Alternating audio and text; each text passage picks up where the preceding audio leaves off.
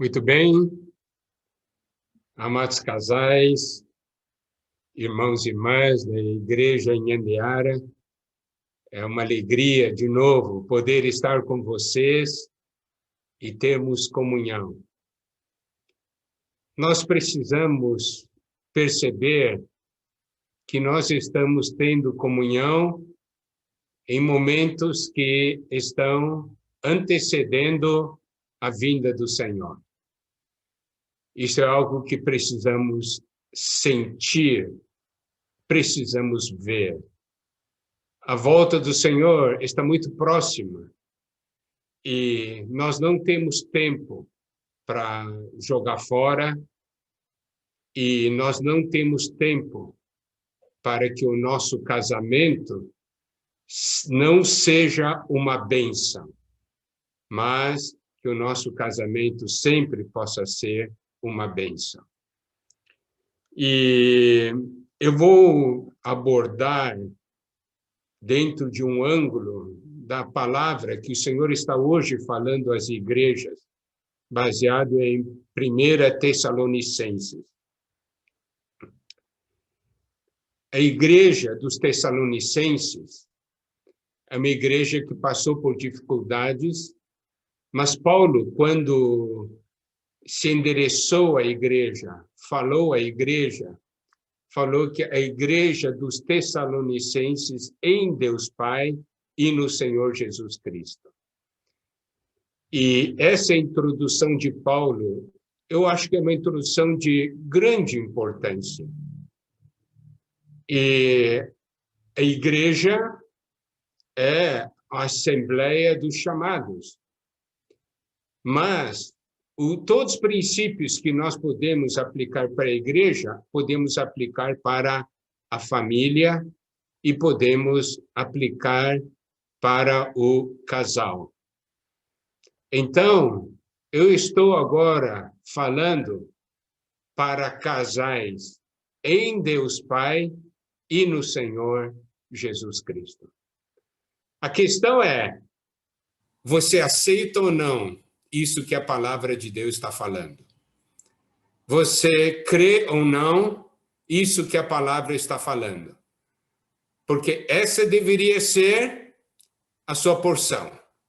Essa deveria ser a porção de cada casal, a porção de cada família. E nós falamos, em termos práticos, quando falamos em Deus Pai, isso quer dizer o quê? Que nós estamos conectados a Deus. A palavra profética, nesses últimos tempos, tem falado demais sobre conexão. E isso é algo que deve, então, existir em nossas vidas, não somente individualmente, mas como casal. Um casal conectado a Deus. E quando falamos no Senhor Jesus Cristo, sabemos que o Senhor é aquele que fez a obra da conexão e hoje ele é cabeça do corpo. Então, nós temos também encabeçamento. Então, 2 pontos. Ultimamente, as mensagens que eu tenho falado, eu tenho enfatizado esses 2 pontos. Conexão e encabeçamento. Aqui está o segredo de tudo. Um casal precisa estar conectado a Deus e ser encabeçado pelo Senhor Jesus. Isso, se você quiser, porque se você não quiser, não vai acontecer. Então, eu tenho que fazer uma pergunta, vocês querem ou não querem? Se querem, tem que pagar um preço, certo? Por quê? Porque o Senhor fez a obra. Tudo está disponível, tudo está ao nosso alcance. A questão é que muitas vezes nós não queremos estar em Deus Pai e no Senhor Jesus. Nós preferimos estar no nosso velho homem e nós preferimos estar em Adão. E se nós estamos no velho homem, e se nós estamos em Adão, nós vemos as coisas totalmente diferentes da maneira como Deus vê. Mas, se nós estamos conectados a Deus e encabeçados por Cristo, nós veremos as coisas como Deus vê. Nós veremos o nosso cônjuge como Deus vê. O problema sério é o seguinte: depois de muitos anos de casamento, quando nós olhamos para o nosso cônjuge, já não vemos como Deus vê. Nós vemos como o homem vê. E muitas vezes você olha assim e diz: mas já vi essa cara há muito tempo. Mas isso aí é do velho homem. Agora, se você estiver conectado a Deus e encabeçado em Cristo, você vai ver dessa maneira? Você não vai ver dessa maneira. Tá?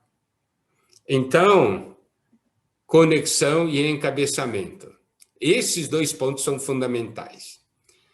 E o que nós também vimos no início de 1 Tessalonicenses é que, porque eles estavam conectados a Deus e sendo encabeçados por Cristo, eles tinham três coisas fundamentais: fé, amor e esperança. Essa é a estrutura básica da vida da igreja, mas eu diria muito mais, essa é a estrutura básica da vida de um casal. Fé, amor e esperança. Imagina duas pessoas convivendo uma com a outra sem fé, amor e esperança. Que tipo de vida vai ser? Que tipo de viver será? Como juntos enfrentarão os problemas? Como poderá um ajudar o outro se não há fé, amor e esperança? Mas precisamos ver que se nós estamos conectados a Deus e encabeçados por Cristo, ali sempre haverá fé, amor e esperança. Então, eu vi, o questionário, as coisas, todos os assuntos levantados. Então, a primeira coisa que eu quero dizer é o seguinte: quer solucionar o problema do seu casamento? Esteja conectado a Deus. Quer resolver o problema do seu casamento? Deixe Cristo encabeçar sua pessoa. Deixe Cristo encabeçar sua família. Aí começará a haver fé, amor e esperança. Olha só. Nós temos que aprender a aplicar a palavra profética que estamos recebendo para a nossa vida e para a nossa vida familiar. Nós vimos ao longo de todas essas mensagens, nos finais de semana, que Deus quer fazer Cristo encabeçar todas as coisas no final dos tempos. E nós estamos vivendo o final dos tempos. Então, Deus quer que Cristo encabece a nossa casa, encabece a nossa família. Então, a primeira coisa que vocês devem agora dizer assim: nós queremos que nossa família esteja conectada a Deus e encabeçado por Cristo. E também, quando foi falado de Colossenses 1:17, foi falado: nele tudo subsiste. Subsistir significa unir as partes e colocar as partes num todo. Nós sabemos, uma família, claro, é composta de várias partes, mas em Cristo tudo subsiste. Significa que Cristo é aquele que une todos os membros da família. Cristo é o centro e todos nós estamos conectados ao centro, e esse centro faz com que nós sejamos um todo. A questão é o seguinte: pelo fato de nós não percebermos a importância de nós sermos um, pelo fato de nós não percebermos a bênção que é dois serem um, nós não pagamos o preço para que essa realidade de conexão com Deus, encabeçamento de Cristo e Cristo unir todas as partes, nós não lutamos por isso. Nós não buscamos isso. Procuramos ainda viver no conforto do nosso velho homem, baseado naquilo que nós somos, e nós perdemos a bênção de dois serem um. Dentre os assuntos levantados, se vocês guardarem esses princípios, a maior parte dos problemas já estará resolvido. Eu não preciso me preocupar em atacar os pontos, eu ataco a raiz. Se resolver o problema na raiz, o resto será resolvido. Tá bem? Então, hoje, né, tem casais que estão em boa situação, não há problema. Mas tem casais que não estão numa boa situação. Qual é a solução? É isso aí, conexão, encabeçamento e fazer com que Cristo una. Nele tudo subsiste. Então nós vamos ver agora várias bênçãos de dois serem um. Está bem? Eu vou citar vários versículos e nesses versículos nós vamos ver a bênção de dois serem um. Primeiramente, em Mateus capítulo 18, versículo 19. Tá? Mateus 18, versículo 19, que diz: em verdade também vos digo que se dois dentre vós sobre a terra concordarem a respeito de qualquer coisa que porventura pedirem, ser-lhes-á concedida por meu Pai que está nos céus. Eu vou fazer essa abordagem sob o ângulo um pouquinho diferente daquele ângulo que abordamos no passado. O ângulo da abordagem desses versículos será sempre a bênção de dois serem um. Aqui diz: se dois dentre vós sobre a terra concordarem a respeito de qualquer coisa. Aí você vai falar assim, aí que está o problema, Miguel. O problema é a gente concordar, porque a gente tem tanta opinião diferente, mas a gente não concorda com nada. E vocês não imaginam, então, a bênção que vocês estão perdendo por não aprenderem a concordar. Não diga que Deus não quer abençoá-los. Não diga que Deus não quer resolver o problema de vocês. Não diga que Deus não quer dar muitas coisas a vocês. Deus quer, mas Ele não pode, porque vocês dois não concordam um com o outro. Vocês estão perdendo a bênção de dois concordarem. Aqui diz: se dois dentre vós sobre a terra concordarem a respeito de qualquer coisa que porventura pedirem, ser-lhes-á concedida por meu Pai que está nos céus. Está vendo?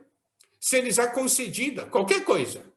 Mas é claro que nós estamos aqui falando uma questão de concordância baseado na conexão e no encabeçamento. Mas se vocês aprenderem a lição de conexão e encabeçamento, vocês vão aprender a concordar. E quando aprenderem a concordar, tantas coisas vão mudar. Tantas bênçãos chegarão. Então, aqui nos mostra a bênção de dois serem um na questão de concordar. Tá bom? Agora, vamos para um segundo versículo. Está em Mateus capítulo 18, versículo 20. Porque onde estiverem dois ou três reunidos em meu nome, ali estou no meio deles. Olha aqui. Aqui fala da bênção de dois se reunirem em nome dele. 2 ou 3. Mas como estamos falando para casais, nós estamos falando 2, certo? A bênção de 2 ou 3 estarem reunidos em nome dele. Por quê? Porque ali tem a presença do Senhor. Olha que bênção. Mas você diz assim, ei, Miguel, mas acontece que isso aí não se refere à reunião da igreja? Ó, reunir em nome do Senhor é uma reunião da igreja, a reunião entre irmãos. Mas o que nós estamos falando é muito mais do que reunir em nome do Senhor. O casal não está reunido em nome do Senhor. O casal está unido em nome do Senhor. Você consegue perceber que estar unido em nome do Senhor é muito mais profundo do que estar reunido em nome do Senhor? Quando você encontra o irmão, ô irmão, está aqui, vamos sentar aqui, vamos reunir. Vocês dois estão reunidos em nome do Senhor. Mas quando você está com seu cônjuge, vocês não estão somente reunidos em nome do Senhor. Vocês dois estão unidos em nome do Senhor. E ali nós temos a presença do Senhor. Você sabe o que é ter a presença do Senhor 24 horas por dia? Que bênção que é! Mas o que acontece? Nós preferimos brigar, nós preferimos discordar, porque nós não conseguimos ver a bênção de dois serem um. Vocês concordam comigo? Eu não estou falando sem base. Então, olha só. Aqui fala, então, de reunir-se em nome do Senhor. E no casal é mais forte, é estar unidos em nome do Senhor. Então, a presença do Senhor é muito maior, é muito mais forte. Agora, vamos dar uma olhada em Marcos, capítulo 6, versículo 7. Chamou Jesus os 12 e passou a enviá-los de 2 a 2, dando-lhes autoridade sobre os espíritos imundos. Você pode ver que o Senhor Jesus, quando estava na terra, ele frequentemente enviava os seus discípulos 2 a 2 e dava a eles autoridade sobre os espíritos imundos. Então, olha só, nós temos aqui um casal. São 2. E Deus, quando envia de 2 a 2. E toda vez que ele envia 2 a 2, ele dá autoridade. Então, a bênção de 2 serem um, aqui também é autoridade. Vocês passam a ter autoridade de Deus sobre as coisas negativas, sobre o poder das trevas. É com muita tristeza que nós vemos casais brigando, discutindo, porque isso aqui é artimanha de Satanás. Porque ele sabe, se vocês dois estiverem brigados um com o outro, vocês não terão autoridade sobre ele. Ele vai poder andar solto na sua casa, fazer o que ele deseja, fazer o que ele quer. Mas se vocês dois aprendem a ser um, ser conectados ao Senhor e encabeçados por Cristo, vocês têm autoridade sobre o inimigo. Está vendo? Essa aqui é uma bênção. E hoje o Senhor está enviando vocês, cada casal, para a sua obra, para levar evangelho para as pessoas. E vocês podem ter certeza, a autoridade do Senhor está sobre vocês. Essa é a bênção de 2 serem um. ter autoridade sobre o inimigo. Nós vamos ver isso ainda mais tarde. Agora, Lucas capítulo 10, versículo 1.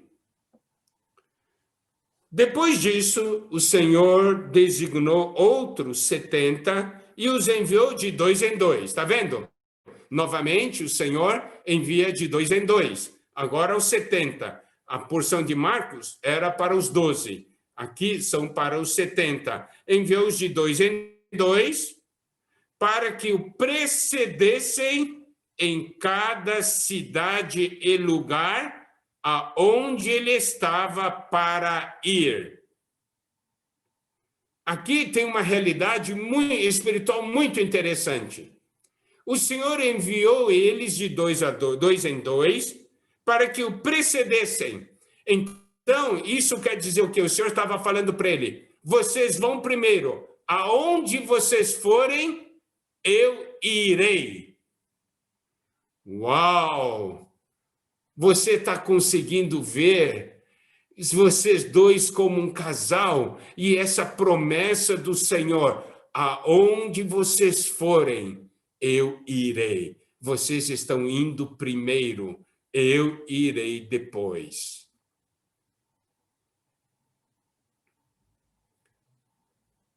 A bênção de 2 serem um. A bênção de preceder o Senhor. Tá certo? Então, nós já vimos a bênção de concordar, a bênção de estar unidos em seu nome, a bênção de receber autoridade e a bênção de preceder o Senhor. Agora vamos para mais uma outra porção da palavra. Mateus capítulo 18, versículo 16. Aqui diz: se porém não te ouvir, toma ainda contigo uma ou duas pessoas, para que pelo depoimento de 2 ou 3 testemunhas, toda palavra se estabeleça. Preste atenção aqui. Aqui fala de 2 ou 3 testemunhas. O depoimento de 2 ou 3 testemunhas. Pelo depoimento de 2 ou 3 testemunhas, toda palavra se estabeleça. Isso quer dizer, se vocês dois são um, vocês serão 2 testemunhas. E aí, toda palavra se estabelecerá. Isto é, o que vocês falarem, contarão, serão contados como verdade. O duro, sabe o que é? É se eu pegar um casal para ser testemunha, o marido fala exatamente o contrário da esposa e a esposa fala o contrário do marido. Isso eu estou muito acostumado. O casal está brigando, daí me chama, eu vou lá, diz, o que é? Daí, olha, a esposa conta uma história da gente chorar, diz assim, mas que coisa! Daí a gente vai ouvir o marido também conta história de chorar. Ué, mas um fala o contrário do outro. Que 2 testemunhas são? Testemunhas que falam um contrário do outro. Como é que vocês serão 2 testemunhas? A bênção de que a palavra de vocês, pela palavra de vocês, se estabeleça toda a verdade. Diz assim, Deus é bom. Ou diz, não é tão bom, não. Deus me ama. Não ama tanto, não. Olha só que dano é causado.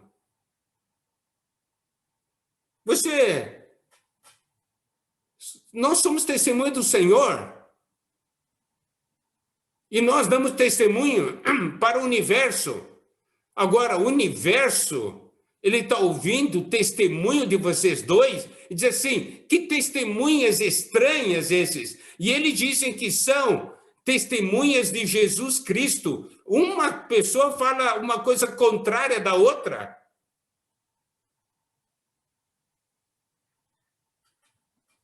Vocês não gostariam que a palavra, por meio da palavra de vocês, Deus falasse assim: o que vocês falarem, assim será?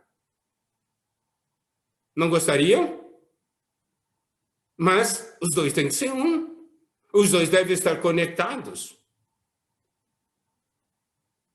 Olha, em 2 Coríntios capítulo 13, versículo 1, diz: esta é a terceira vez que vou ter convosco.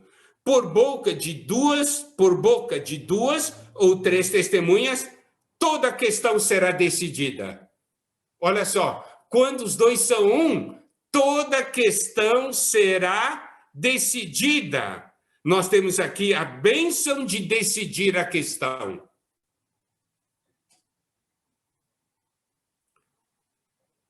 Amados casais, talvez vocês nunca perceberam que existem tantas promessas na Bíblia a respeito de duas pessoas serem um.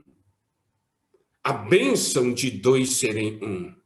E por causa disso, quantas bênçãos nós já perdemos, quantos sofrimentos desnecessários e quantas vezes nós fomos manipulados pelo inimigo. Então, a bênção de decidir a questão. Agora vamos ver Apocalipse 11:3. Darei as minhas duas testemunhas que profetizem por 1260 dias, vestidas de pano de saco. Nós estamos referindo àquelas duas testemunhas de Apocalipse no final dos tempos. Mas o princípio é válido. Darei as minhas duas testemunhas que profetizem no dia de hoje. Vocês são um casal, vocês são duas testemunhas que devem profetizar no dia de hoje. A bênção de falar por Deus, a bênção de ser usado por Deus para que Deus possa falar às pessoas nessa terra. Está vendo? No final dos tempos, nós teremos essas duas testemunhas. Mas em Endeara, está cheio de casais que podem ser essas duas testemunhas. Não pode? Claro que pode. O inimigo não quer. A questão é se vocês querem ou não querem. Então, tudo isso, toda essa realidade vem através da conexão e do encabeçamento. E quando há conexão e encabeçamento, ali também estará fé, amor e esperança. Vamos agora para Gênesis 1:28, um versículo muito conhecido, que diz: e Deus os abençoou, ele disse: sede fecundos, multiplicai-vos, enchei a terra e sujeitai-a, dominai sobre os peixes do mar, etc, etc. E aqui nós temos outra vez a bênção de dois serem um. Quando dois são um, eles são fecundos. A vida se multiplica. Tá certo? Então, um casal só pode gerar vida se os dois se tornarem um. Esse é um princípio básico que Deus já estabeleceu lá em Gênesis. E também diz assim: enchei a terra e sujeitai-a. Está ligado àquela questão de autoridade que nós já falamos. Quando dois são um, conseguem sujeitar o inimigo, conseguem dominar sobre o inimigo. Então, a bênção de dar vida e a bênção de subjugar o inimigo. Em Gênesis 2:24 fala sobre dois serem um. E diz assim: por isso, deixa o homem pai e mãe e se une à sua mulher, tornando-se os dois uma só carne. E em Mateus 19, versículo 6, diz: de modo que já não são mais dois, porém uma só carne, portanto, o que Deus ajuntou, não o separe o homem. Este é um versículo muito importante. Portanto, o que Deus ajuntou, não o separe o homem. Se vocês, como casal, não conseguem ver que o Senhor colocou vocês dois juntos, vocês estão destinados ao fracasso. Porque vocês caíram no engano e na mentira de Satanás.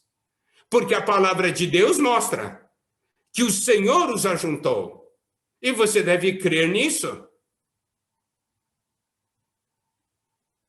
E aí entra algo que é muito importante. Quando eu consigo conhecer esses princípios na Bíblia?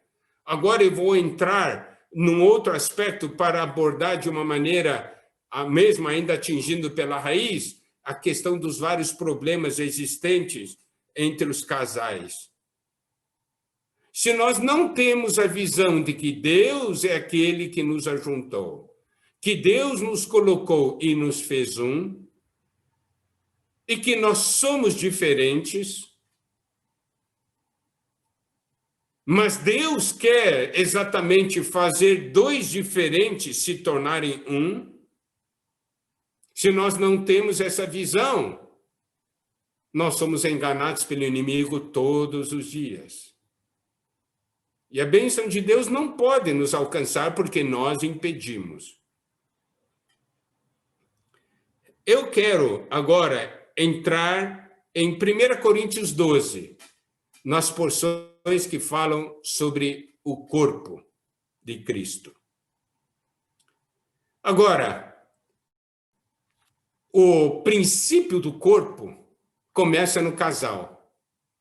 Por quê? Porque é no casal que um grande mistério se torna real. Dois se tornando um. Então, todos os princípios ligados ao corpo de Cristo se aplicam para a vida familiar, se aplicam para o relacionamento. Tá? Eu escolhi alguns versículos de 1 Coríntios 12 e eu vou abordar sobre isso. Aqui diz, porque também, 1 Coríntios 12, versículo 14. Porque também um corpo não é um só membro, mas muitos. Então, eu vou dizer, o corpo que é o casal não é só um membro, mas dois membros. Certo? Os dois se tornam um. É o princípio do corpo. Agora, versículo 15 diz, se disser o pé, porque não sou mão, não sou do corpo, nem por isso deixa de ser do corpo. Eu não sou que nem você. Então, realmente acho que o nosso casamento não serve, não. Não vai dar certo. Mas quem disse que era para você ser igual ao outro, ao seu cônjuge? Ninguém mandou.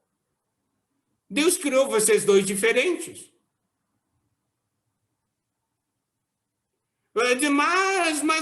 Mas nós somos tão diferentes e a gente briga o dia inteiro. Mas por que briga o dia inteiro? Porque não estão conectados a Deus e não tem Cristo como cabeça. Porque se tivesse Cristo como cabeça dos membros, essa família, Cristo é a cabeça e ele tem dois membros, né? Cristo tem dois membros. É isso que é a família, isso que é o casal. É um corpo especial. Cristo é a cabeça e marido e mulher são os dois membros. Certo? Um não é igual ao outro. Imagina, tá? Um corpo com dois membros, são diferentes, já brigam. Imagina um corpo com 20 membros. Quanta briga vai haver?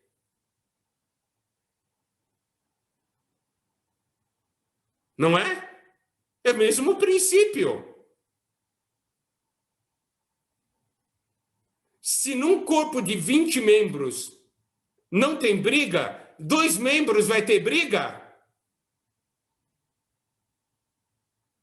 Tem briga porque não estão conectados a Deus e não tem encabeçamento de Cristo. Então, existe o lado fraco de dizer, eu não sou como você, então eu não sirvo para você, porque eu não sou como você. Eu acho que esse nosso casamento não vai dar certo mais, porque eu não sou como você. Mas não é assim. Versículo 17 diz, se todo o corpo fosse olho, onde estaria o ouvido? Se todo fosse ouvido, onde o olfato? Lembre-se, um cônjuge é homem, outro é mulher.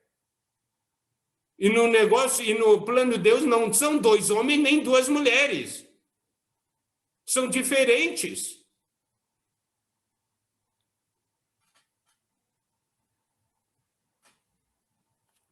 Olha o versículo 18. Mas Deus dispôs os membros, Deus dispôs o casal, colocando cada um deles no corpo como lhe aprouve. Então, vocês dois são colocados num corpo, de acordo com o prazer de Deus. Você tem uns dons, o seu cônjuge tem outros dons. Algumas vezes é o marido que funciona mais, mas outros casais são as esposas que funcionam mais. Mas são membros, são diferentes. Então, versículo 18 e 19 dizem, mas Deus dispôs os membros, colocando cada um deles no corpo como lhe aprouve. Se todos, porém, fossem um só membro, onde estaria o corpo? 20. O certo é que há muitos membros, mas um só corpo. O certo é que tem o homem e a mulher, o marido e a esposa, mas um só corpo. Isso é certo, tá aqui a Bíblia diz. E agora tem outro aspecto. Não pode os olhos dizer à mão, não precisamos de ti, nem ainda a cabeça aos pés, não preciso de vós. Então, o marido não pode falar para a esposa, nem a esposa pode falar para o marido, eu não preciso de você. Não pode. Aqui na Bíblia diz, não pode falar isso. Então você pode ver, tem os dois sentimentos. Um sentimento é, eu não presto, você que é bom, eu não sirvo para você. Esse tipo de sentimento não pode ter, não. Porque Deus colocou os dois juntos. Os dois servem e os dois são importantes. O contrário dessa atitude é hoje, eu não preciso de você, eu posso viver sozinho. Não pode, não.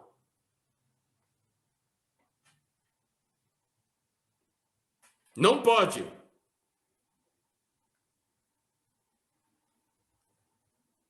Esse é o princípio do corpo, esse é o princípio estabelecido por Deus. Versículo 22. Pelo contrário, os membros do corpo que parecem ser mais fracos são necessários. 23. E os que nos parecem menos dignos no corpo, a estes damos muito maior honra. Também os que em nós não são decorosos, revestimos de especial honra. Mas os nossos membros nobres não têm necessidade disso. Então, nós vamos ver uma coisa, que existem membros que são mais frágeis, que precisam do amparo do membro mais forte. Então, esse membro mais forte tem que amparar o membro mais fraco. Nós temos membros fortes no corpo. As nossas pernas, os músculos da perna são os músculos mais fortes. Nossas pernas são fortes, nossos braços são fortes. Mas existem membros que não são fortes. O seu fígado é forte? Os boxeadores, quando estão lutando com outro, não adianta bater no ombro, bater nas coisas assim, nos punhos. Essa não faz. Eles querem bater no fígado da pessoa.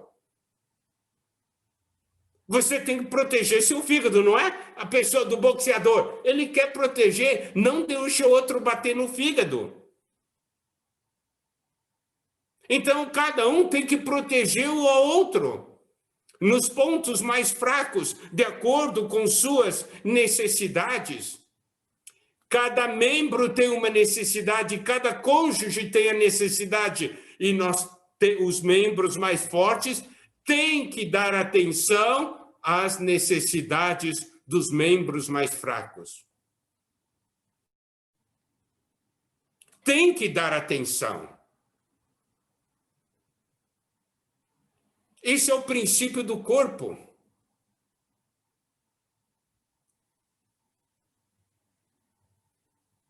Tem membros que não têm muita honra. Nessa série de podcast que eu estou falando ultimamente, estou falando muito sobre o corpo, né? Existem membros do nosso corpo que não são bonitos. Eu gosto muito de dar exemplo, é o intestino. Intestino é coberto, né? Ninguém consegue ver o intestino um do outro. E mesmo se abrir para ver, ninguém vai falar para o outro assim, marido falar para a esposa, os seus intestinos são lindos. Você não vai falar isso. Então, você pode ver, por isso que no corpo, o intestino, ele é protegido, né? Ele é coberto. Você vê, há um princípio de proteção e de cuidado. Existem membros que precisam de atenção especial, outros que não têm necessidade. Olha, o versículo 24 que já li. Mas os nossos membros nobres não têm necessidade disso. Mas Deus coordenou o corpo, concedendo muito mais honra àquilo que menos tinha. Versículo 25, que é muito importante. Para que não haja divisão no corpo. Deus não quer que haja divisão na família, divisão no casal. Por isso que um tem que cuidar do outro.